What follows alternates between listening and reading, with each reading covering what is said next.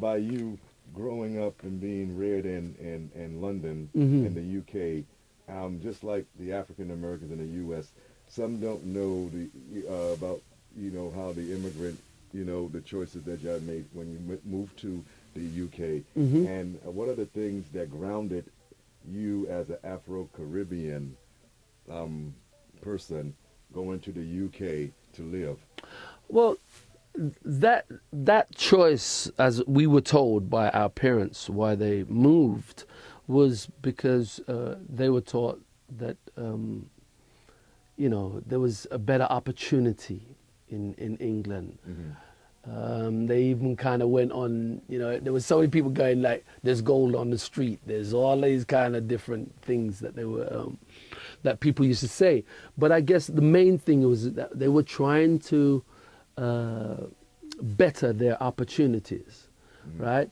And then us growing up in England, we went through all the racism, discrimination, all that kind of stuff Hmm. in schools. As we walked on the streets, I mean, we had to walk in packs of threes and fours, as a kid, in case some skinhead group of people or Hell's Angel or Greaser, all these different kind of groups would somewhat not be so happy of us walking on the streets. Hmm.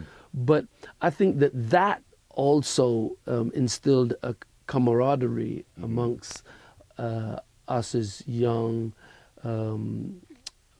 Caribbean kids growing up in England, and Hmm. somewhat in the reverse of what they wanted, kind of gave us a foundation. And now You in know? your bio, it said you always dreamed of music. Yeah, So it's what? go on, go on. How old were you when you realized what was your calling? I don't know. I mean, as I said before, my brothers and sisters and the whole of my family, Hmm. and then from home to church, from church to school, from Hmm. school to house parties to sound system.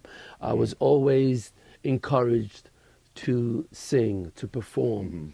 Hmm. It's only now that I kind of look back and I think to myself, well, I used to watch a lot of musicals when maybe some of my brothers and sisters didn't want to watch musical. Hmm.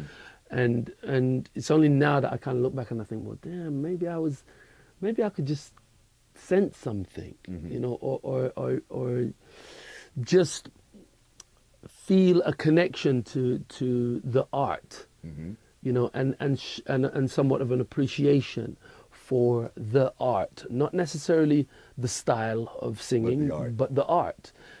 And I used to listen to Sammy Davis Jr., Frank Sinatra, Dean Martin, all these different people that would Hmm. perform in these musicals. And my brothers and sisters would kind of think that was a bit strange. Hmm. But it's only kind of now that we can have a laugh about it and kind of go, well, maybe that was the reason. So I guess what I'm trying to say is that maybe I may have figured out the fact that I was into this from an early age. Hmm. It was crazy because, as I said, my father was a very strict person, so I would seek for my own little corner under the bed or something, and then just sit there and just sing away my sorrows or my happiness or my pain or anything like that. And I just felt like that was my haven, Hmm. that was my sanctuary. Singing was this room that I could find myself in. Okay. You know? So what other sacrifices or what sacrifices have you that you had make for your career, the aura of sanity and joy? Wow. I mean, this business, whether you like it or not, Hmm. you have to sacrifice. Hmm. It hurts in many different ways, both with having a family and growing up your kids and all that. Hmm. It comes with its sacrifices. And the nature of this business is that you have to travel Hmm. and you have to be in the place to be able to perform. Right. And that may be the other side of the world. Hmm. But your kids have to go to school and they have to have a structure. So there is a massive sacrifice. There's a large amount of sacrifice when you when you're starting out and maybe your friends are, you know, they go out, rave out the whole night, but you now have to go and do this gig, or a local gig, or go to the studio, or nurture this thing that you want. That doesn't always necessarily mean that your friends are going to be present, Right. or your family, Right. per se, you know. So it comes with all different kind of sacrifices, and unless you make those sacrifices, it's going to be very difficult for you to survive in this business. I say that music is very selfish. You know, music is very selfish. And why do you say Music, that? and because it's its own beast. You know what I'm saying? It's its own, yeah, it has its own movements. And if you don't follow it, it will leave you behind. So what have you been doing since your last project? Touring and sitting down with folks like yourself and nurturing my works that I've put in, because the game has changed now. You know, the goalpost is kind of moved now.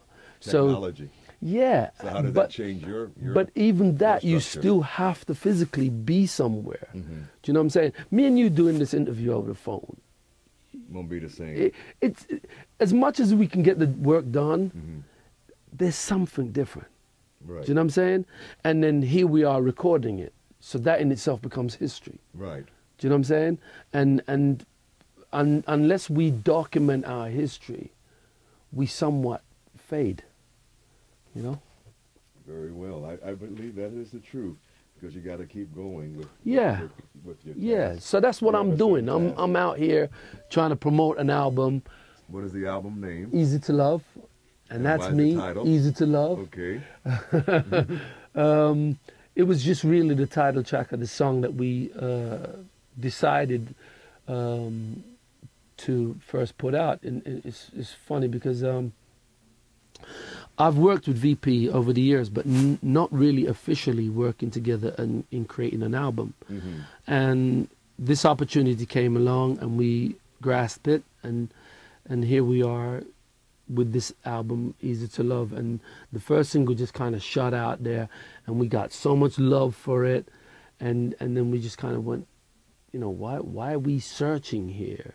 The title is there in front of you. So when would it be out? No, it's out. It's out now? It's out, yeah. Okay, it's been out now from, I'm going to say almost 8-9 months now. Okay. The album's been out. And I want to say thank you to everybody for their support, because Okay. we've had a lot of tremendous success with it. And, here I am today, again, another decade, another So we got a couple page more in questions, my and then life. I know you got a busy